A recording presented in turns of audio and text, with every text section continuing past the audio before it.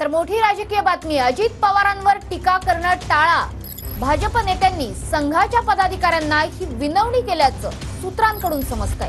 अजित पवार यांच्या मदतीची भाजपला गरज आहे, विधानसभेला सहकार्य ठेवा अशी विनवणी भाजपच्या नेत्यांनी संघाला केल्याचं कळतंय। आपले प्रतिनिधी विनायक डावरून सध्या आपल्या सोबत आहेत। विनायक, नेमकी काय विनवणी केली आहे?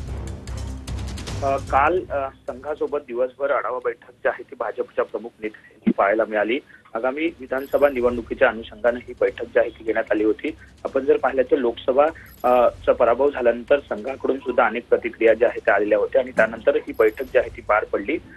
विनंती जी आहे ती करण्यात आली की अजित पवार माहितीतला घटक पक्ष आहे, त्यामुळे त्यांची सुद्धा आता आपल्याला या निवडणुकीमध्ये गरज आहे, त्यामुळे टीका टिप्पणी कुठेतरी होऊ नये अशी विनंती जी आहे किंवा विनवणी जी आहे करण्यात आली। त्याचप्रमाणे आगामी निवडणुकीमध्ये सहकार्य जे आहे ते संघाचं सुद्धा भाजपला लागणार आहे आणि त्यामुळेच ते सहकार्य सुद्धा मिळावं अशी ही विनंती या बैठकीत करण्यात आलेली आहे।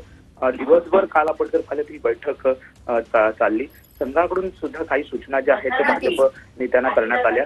लोकसभामध्ये जर झालेल्या चुका आहेत त्या पुन्हा करू नका अशी आदेश जे आहेत ते निर्देश जे आहेत संघाकडून करण्यात आले।